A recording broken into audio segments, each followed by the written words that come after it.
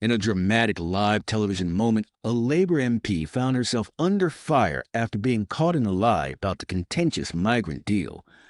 The shocking revelation sparked outrage, leading to fierce backlash from viewers and political rivals alike.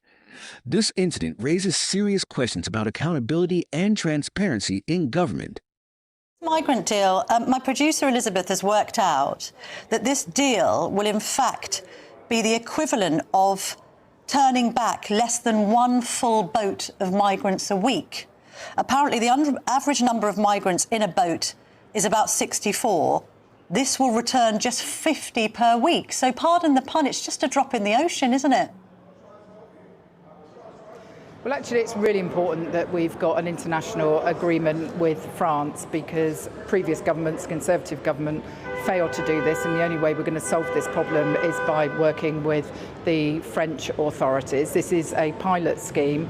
We're keen to see the scheme ramp up if it's successful. We're also working with the French authorities on making sure that they can take action in the shallow waters, in the French waters off the coast of France, to be able to stop small boats from reaching our shores in the first place. We have, by working with France, prevented about 12,000 channel crossings since we came to power, but there's more to do. Your viewers may have seen some of the footage of the French authorities puncturing the dinghies in the shallow waters a couple of weeks ago. The gangs who are smuggling people across the channel have changed their tactics, and it's appropriate that the French authorities change their tactics too. And part of the work we have been doing with the French is to get them to review their maritime laws so that they can adapt their techniques as well, and we welcome that.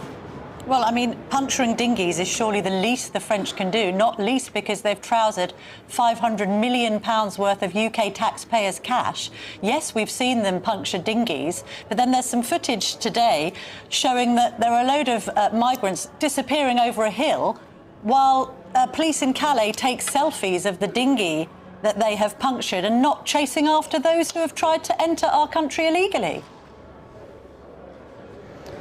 Well, we're going to work with the French authorities in a whole manner of different ways to tackle this problem. You know, if you think back 20 years when there was a massive problem with stowaways on lorries that were coming through the Channel Tunnel, people were very dubious about the fact that we would be able to crack down on that problem. But by working with the French authorities and putting some really robust and rigorous processes in place, we were able to solve that problem. What the agreement with the French government does is it breaks the business model of these smuggling gangs. These are very sophisticated criminal gangs operating across multiple jurisdictions. That's why it's so important that in the last year we have made arrests in places like France and Germany, as well as in England and Wales, and why we're seeing prosecutions happening as well, because we've got to take some of the kingpins out of these international criminal gangs. So, you know, we're taking action on a whole variety of fronts, working with our international partners, setting up the new Border Security Command and giving them counter-terrorism style powers to deal with the people that are profiteering from this trade in human beings at the moment. We're also, of course, taking action, just to reassure your viewers, on the people who don't have any right to be in the UK, and over, I think it was around 30,000 people have been removed from the UK who don't have a right to be here, don't have any permission to be in the country, and that's significantly up on the removals that took place under the last government. OK, I mean, small boat crossings are at record highs. We're paying record high amounts on migrant hotels and such like. But let's move on to the economy. There's an interesting double-page spread in The Observer today, headlined, UK PLC is in a fix. We've got suggestions that the non-dom clampdown is going to cost $4 billion. We've got all businesses, big and small, against the workers' rights bill that Angela Rayner is trying to push through Parliament. And now we've got Downing Street refusing to rule out a wealth tax. How is that going to help growth, Heidi Alexander?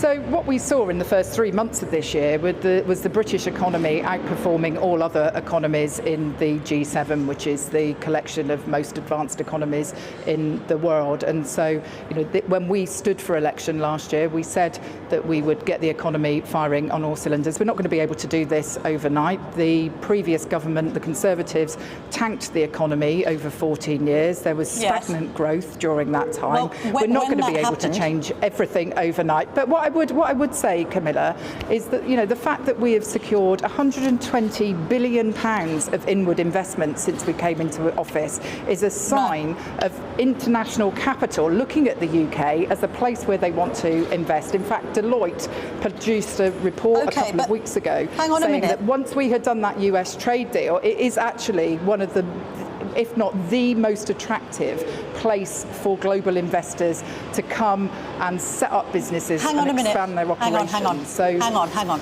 The Chancellor herself, back in 2022, tweeted this: GDP figures see dramatic drop to 0.1% in March. We must have an emergency budget. So last week, the economy shrunk by 0.1%, exactly the same figure that Rachel Reeves cited in 2022, calling for an emergency budget.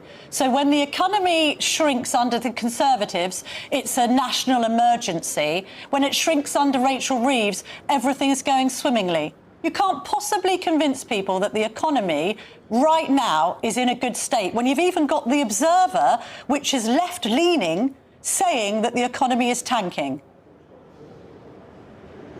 So look, GDP figures do bump around from month to month. If you consider the overall picture of the British economy, having secured 3 trade deals, one with the US, one with the European Union, one with India, those are all trade deals that the previous government sought to agree. The Conservatives tried for years to get an India free trade deal and never succeeded. We have come into office and we have done that. When I speak to businesses in my constituency about we had the fastest growing economy out of the G7 countries in the first 3 months of this year. Of course we want to go further. That was before the April changes kicked in. More economic growth. So look, we've also, since the election, created nearly 400,000 jobs. We've seen 4 interest rates since we've come to power. Hirings are down by 270,000.